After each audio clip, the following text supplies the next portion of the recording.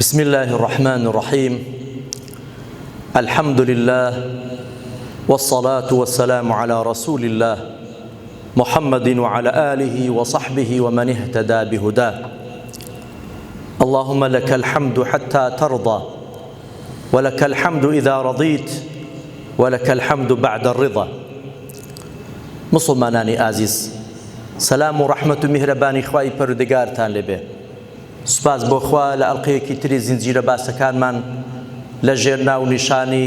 میهرەبانتر لە میهرەبانی بە خزمەت ئێوەی بەڕێز و ئازیز و خۆشەویست گەیشتینەوە. هیوادارین ببێتە مای سوودگەاندن بە ئێوەمانان و ئەجر و پاداشتیش بۆ ئێمە لەلایەن پەروەردگار جەلە جەلالوه. بەڕێزانم، لە چەند ئەڵقەی ڕابردوو باسمان لە بزە و خەندە و پێکەنین کرد. گوتمان پێغەمبەری خوا صلی الله علیه وسلم پێشەنگ و پێشەوا و مامۆسامان ئێمە و شوێنکەوتوانی وا فێر کردووە ئەبێ هەوڵ دەین هەمیشە بزە و خەندە لەسەر لێوەکان و ڕوخسارمانە بەدی بکرێت، دەوروبەرمان خۆشحاڵ بکەین. هەر وەسیلە و ئامرازێکمان لەدەست هەبێ بۆ خۆشحاڵکردنی ئەوانی تر ئەبێ بەکاری بێنین، ببینە مایەی خێر و خۆشی و بەختەوەری و کامەرانی بۆ دەوروبەرمان. بەڵام لە چەند ئەڵقەی داهاتووە پشت بەخوای پەروەردگار باس لە گریانی پێغەمبەری خوا ئەکەین صلی الله علیه وسلم. پێغەمبەرمان سەلامی خوا لەسەر بێ هەم خەندە و پێکەنینی بۆ بەختەوەرکردنی خەڵک بوو، میهرەبانیەک بوو لە ناخی پێغەمبەری خوا بەرامبەر دەوروبەری، و هەمیش فرمێسکەکان و گریانی پێغەمبەری خوا صلی الله علیه وسلم وانەیەکی تری میهرەبانیمان فێرەکە. ئەبێ ئێمەمانان لە چەند کاتێکە میهرەبانی خۆمان بسەلمێنین لە ڕێگای فرمێسکەکانمانەوە.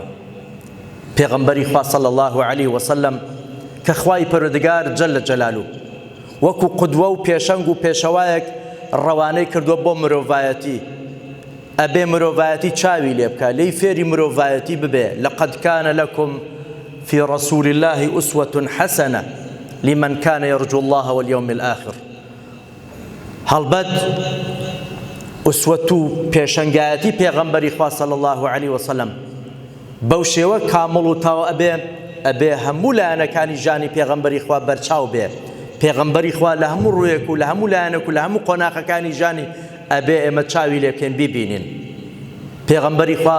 سەلامی خوا لەسەر بێ هەموو قۆناغ و حاڵەتەکانی ژانی بینیوە کەوا هەر مرۆڤێکی مسلمان لە زەویە لە قۆناغی ژیان لە زەویە پێدا تێپەڕەکە. پێغەمبەرمان بە هەژاری و نەبوونی ژیە، دەوڵەمەندیشی بینی، لە ساغی و تەندروستی ژیە، نەخۆشیشی بینی، تاقیکردنەوە و ڕۆژە سەختەکانی ژیانی بینی، بێگومان ئەو پەڕی خۆشی و خۆشگوزەرانیشی بینی. پێغەمبەرمان چێژی پێکەنین و خەندەی کرد، بە هەمان شێوە فرمێسکی چاوەکانیشی بیندرا. لەگەڵ خۆشەویستاکانی ژیا پێغەمبەری خوا بە بەختەوەری هاوکات جیابوونەوە لە خۆشەویستان و ئازیزانیش لە ژیانی پێغەمبەری خوا بیندرا. پێغەمبەرمان سەلامی خوا لەسەر بێ بۆ ماوە مودەتێکی چاک لە وڵات و نیشتیمان و زێدی با و باپیرانی خۆی ژیا، بەڵام ئازار و تاڵی و سوێری ئاوارەیی و دوور لە وڵات و نیشتیمانی خۆشی بینی پێغەمبەری خوا سەلامی خوا لەسەر بێ، و وازهێنان لە دۆست و خۆشەویستان و نیشتیمانیشی بینی. پێغەمبەری خوا صلی الله علیه وسلم هاوسەرگیری کرد، بەڵام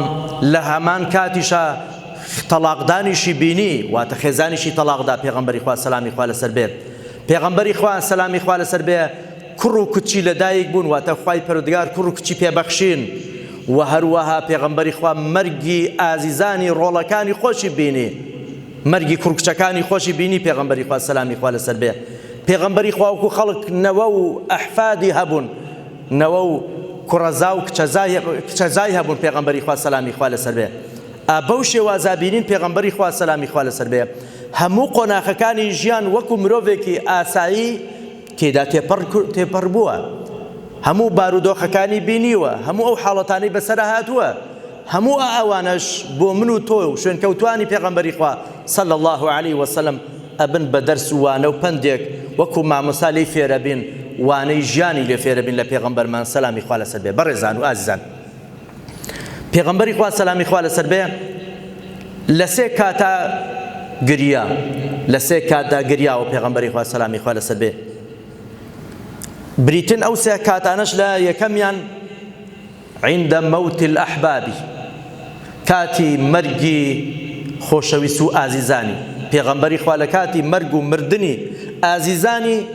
ئەوسا گریاوە. یەکێکە لەو حاڵەتانەی کە گریاوە پێغەمبەری خوا سەلامی خوا لەسەر بێ. دووەمیان عند هەجر الأوطان، کاتێ کە ئاوارە بوو، کاتێ کەوا ناچار کرا وڵات و نیشتیمانی ئازیزی خۆی بەجێ بێڵێ، زێدی با و باپیرانی خۆی بەجێ بێڵێ، لەو کاتەش پێغەمبەری خوا گریاوە سەلامی خوا لەسەر بێ. دووری لە نیشتیمان زۆر ئەستەمە و تاڵ و سوێری زۆری تێدایە. حاڵەتی سێمی گریانی پێغەمبەری خوا صلی الله عليه وسلم من خشية الله سبحانه وتعالى، پێغەمبەری خوا لە ترسی خوای پەروەردگاریش گریاوە. لەو حاڵەتەش یەکێکە لەو حاڵەتانەی کە بەندایەتی تێدا ئەنجام داوە، پێغەمبەری خوا فرمێسکەکانی باراندووە. با بێن پێکەوە هەر جارەی لایەنێک حاڵەتێک لەو حاڵەتانەی کە پێغەمبەری خوا تێدا گریاوە بخەینە ڕوو، بەو هیوایە هەموو لایەکمان لەو کاتانە وەکو پێغەمبەری خوا بین، میهرەبانی خۆمان بسەلمێنن، بەزەی خوا بەدەست بێنین، بەشدار بین لە ناخۆشیەکان لەگەڵ ئازیزانمان، چۆن لە خۆشەکان بەشدارین لەگەڵیانە. پشتی ئازیزانمان بەرنەدەین لە کاتی تەنگان و ناخۆشیە، وەکو لە کاتی خۆشیە لەگەڵیانین. پێغەمبەری خوا هەر خۆی بە یەتیمی و بەبێ باوکی لەدایک بوو، هەر خۆی کۆرپەلەیەک بوو لە نێو سکی دایکی کە باوکی ماڵ ئاوایی کردووە لە ژیانە. دواتر دایکی ئامینەیەکی چی وهاب لە باوەشی ئەگرێ، ئەویش کاتێ لە کاتەکان بەجێ دەڵێ. با بزانین چۆن بەجێ دەڵێ پێغەمبەری خوا صلی الله عليه وسلم، چۆن دایکی ئازیزیشی لە دوای ئەوەی کەوا باوکی هەر نەبینیوە دایکی ئازیزیشی لە دەست ئەداتن. خاتو ئامینەی کچی وهاب دایکی پێغەمبەری خوا صلی الله عليه وسلم ڕۆڵە تازە لە دایک بۆکە ئەگرێتە باوەش، ئەو پڕی خۆشەویستی و ئەوین و خۆشەویستی خۆی ئەبەخشێ بەو کوڕەی خۆی کەوا دیارەکی مێردەکەیەتی، کەوا بەداخەوە نەیتوانی ڕۆڵەکەی خۆی ببینێ، یەکەمین ڕۆڵەکەی لە ژیانە. ئەو وەکو دیارەکی بەنرخ سەیری ئەکا پێغەمبەری خوا لە باوەش ئەگرێ سەلامی خوا لەسەر بێ. ڕۆژێ لە ڕۆژان دایکی ئەیەوێ زیارەت و سەردانێکی ماڵە خاڵانی خۆی بکە لە نەوەکانی عەدی کوڕی نەجار لە مەدینەی منەوەرە، یە لە یەثریب، ئەو سەردەم ناوی یەثریب بوو پێشی چوونی پێغەمبەری خوا صلی الله عليه وسلم. ئەیەوێ سەردانێکی ماڵی خاڵانی خۆی بکە و ڕۆڵەکەی خۆی لەگەڵ خۆی بە، دوای ئەوەی کە ئیزن و مۆڵەت لە باپیری پێغەمبەری خوا وەرەگرێ عەبدولموطەلیب، چونکە عەبدولموطەلیبیش ئەوەندە محەممەدی خۆشەوی سەلامی خوا لەسەر بێ بۆ چەند چرکە ساتێکیش حەزینە ئەکرد لێی دوور بێتەوە، بەڵام ڕێگەی بەدایکی داکەوە سەردانی ماڵە خاڵەکانی خۆی بکە لە یەثریب. پێغەمبەری خوا سەلامی خوا لەسەر بێ ئەو کاتە تەمەنی 6 ساڵانە. ئامینە ئەکەوێتە ڕێ بەرەو یەثریب مەدینەی منەوەرە، کوڕە مبارەکەکەی خۆی لەگەڵ ئەیمن کە یەکێک بوو لە کەنیزەکان و جاریەکانی عەبدولموطەلیب. کاتێک گەیشتن بە یەثریب، خاڵەکان بینیان زۆر خۆشحاڵ بوون پێی، دڵیان زۆر پێی خۆش بوو، ڕێگەیان نەئەدا کەوا دایکی بگەڕێتەوە بۆ مەککە، حەزیان لێ بوو کە زیاتر لەلایەن بمێنێتەوە. بەڵام دوای ئەوەی کەوا ئامینە زۆر پێداگیری کرد کە ئەبێ بگەڕێتەوە بۆ ماڵی خەزورانی خۆی، ئەوانیش ڕێگەیان پێدا. لە ڕێگا لە یەثریب کەوتنە ڕێ بەرەو مەککە. لە نێوان مەککە و مەدینە شوێنەکەیە کە پێی ئەڵێن ئەلئەبوا. خاتو ئامینەی دایکی پێغەمبەری خوا ئاگا بەو شوێنە لەگەڵ پێغەمبەری خوا و ئەیمەن، لەوێوە تووشی ئازارێکی زۆرە بێ، تووشی نەخۆشی و ئازارێکی زۆرە بێ، بە شێوەیەک وەستاندی لە ڕۆیشتن، نەیتوانی زیاتر بەردەوام بێ بڕوات.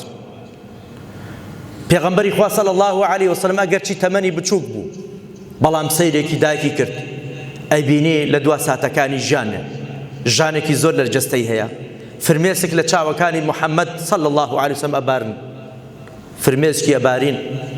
فرمێسک لە چاوەکانی هاتنە خوارەوە چونکە ئەبینێ ئەوە دوای ئەوەی کە باوکی نەبینیوە دایکیشی لەدەست ئەدا و لە بەرچاوی ئەو ماڵ ئاوای لێ ئەکا لە کۆتاییە خاتوو ئامینەی دایکی پێغەمبەر صلی الله عليه وسلم هەر لەو شوێنە لە ئەبوا ئەمرێ و وەفات ئەکا و ماڵ ئاوای لە ژیانەکە هە لەوێش نێژرە پێغەمبەری خوا سەلامی خوا لەسەر بێ محەممەد سەیرێکی ئەیمەن ئەکا دەست ئەکا بە گریان پێی ئەڵێ یا ئوممە ئەیمەن ئەنتی ئوممی بەعدە ئوممی ئەی ئەیمەن ئەتۆ دایکی منی دوای دایکم واتە دوای ئەوەی کەوا دایکم لە دەستدا تۆ دایکی منی پێغەمبەری خوا بە فرمێسکەوە بە گریانەوە ئاوا بە ئەیمەن ئەڵێ بەڕاستی موقفێکی کاریگەرە ئەوە پێغەمبەری خوایە صلی الله عليه وسلم تەمەنی 6 ساڵانە دایکی لە دەستەدا دوای ئەوەی کە باوکیشی لە دەستداوە کە کۆرپەرە بوو لە سکی دایک لەو ساتە خەمباریە بێ باوک و بێدایک مایەوە منداڵێکی بچووکە تەمەنی لە 6 ساڵان تێنەپەڕاندووە لەو کاتە ئەیمەن سۆز و بەزەیی دایکایەتی ئەجوڵێ بۆ پێغەمبەری خوا صلی الله عليه وسلم محەممەد ئەگرێتە باوەشک محەممەد ئەگرێتە باوەش و هێواش فرمێسکەکان بە کوڵمەیە ئێنە خوارەوە دێنە خوارەوە دەستەکە بە گریان پێی ئەڵێ بەڵێ من دایکی تۆم بەڵێنی پێدا کەوا سۆز و نازی ڕابگرێ ئەیمەن لە دوایی هەموو ژیانی تەرخان کرد بۆ چاودێری پێغەمبەری خوا صلی الله عليه وسلم ئەو پڕی عەتف و سۆز و بەزەیی خۆی دا بە پێغەمبەری خوا سەلامی خوا لەسەر بێ بوو بە خۆشەویستترین کەسێک ڕاستە پێغەمبەری خوا صلی الله عليه وسلم بێبەش بوو لە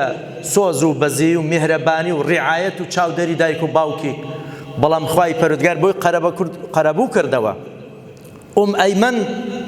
وەک پێغەمبەر خۆی داوای لێ کرد بوو بە دایکێک بەڕاستی ڕۆڵی دایکێکی بۆ بینی لەولاوە عەبدولموتەلیبی کوڕی هاشمی باپیریشی بەڕاستی بە زیادەوە ڕۆڵی باوکایەتی بۆ گێڕە زۆر خۆشی ئەویست تەنانەت